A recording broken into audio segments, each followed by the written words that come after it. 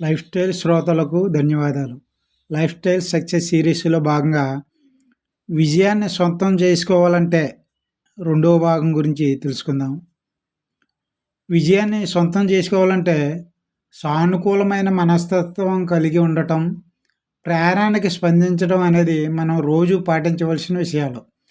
సానుకూలమైన మనస్తత్వం కలిగి ఉన్నప్పటికీ ప్రయత్నం కనుక చేయకపోయినట్టయితే విజయం ఒక కలగానే మిగిలిపోతుంది.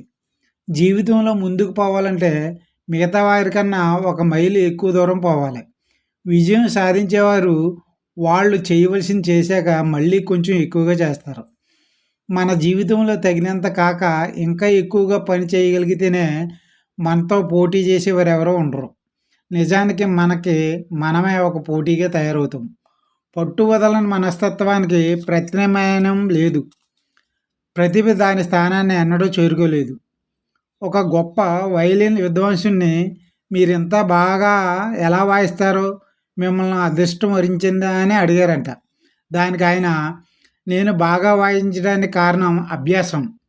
నెల రోజుల పాటు నేను అభ్యాసం చేయకపోతే శ్రోతలకు నా వాయింపులో తేడా తెలిసిపోతుంది. వారం రోజుల పాటు అభ్యాసం చేయకపోతే నా భార్యకు తేడా తెలుస్తుంది. ఒక్కరోజు అభ్యాసం చేయకపోతే నా వాయింపులో తేడా నాకే తెలుస్తుంది అని చెప్పాడంట. చాలామంది ఓటమి పొందిన వాళ్ళు పనిని చక్కగా మొదలుపెట్టినా దానిని చక్కగా పూర్తి చేయకపోవటం వలన ఓడిపోతారు. మొదటిసారి పనిని సరిగ్గా చేయండి, ప్రతిసారి అలాగే చేయండి. ఈరోజు సవ్యంగా చేసిన పనే మన రేపటి బీమాగా పనికొస్తుంది. ఎక్కువ పనులు మీద వేసుకొని అస్తవ్యస్తంగా చేయటం కన్నా చిన్న చిన్న పనులను వీలైనంత చక్కగా చేయటం మంచిది. ప్రాధాన్యతలు తెలియకపోతే మనం సమయాన్ని వృధా చేస్తాం. కానీ కాలాన్ని వృధా చేయటం అంటే జీవితాన్ని వ్యర్థంగా గడపటమేనా అనే విషయాన్ని మనం అర్థం చేసుకోవాలి. నిజానికి ఏది ఉచితంగా లభించదనే చెప్పాలి. అంటే మీరు ఏది చేయకుండా, ఏమీ ఇవ్వకుండా దేనిని పొందలేరు.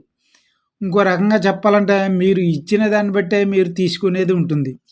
ఒక ప్రణాళిక గురించి మీరు కష్టపడి పని చేయకపోతే దాని నుంచి మీరు ఏమీ సాధించలేరు. విజయం సాధించటంలో ఒక రహస్యం ఉంది. అదేమిటంటే దేన్నైనా ఎదిరించే బదులు సరైన దాన్ని సమర్థించడం మంచిది. ఆ రకంగా చేస్తే మీరు సమస్యలో భాగంగా కాకుండా పరిష్కారంలో భాగంగా ఉంటారు. చేసే పనికి దానివల్ల లభించే ఫలితాలకి మధ్యన ఉన్న సంబంధం కూడా తెలుసుకోవాలి. విత్తనాలు చల్లి పంట కోసుకోవడం లాంటిదనమాట.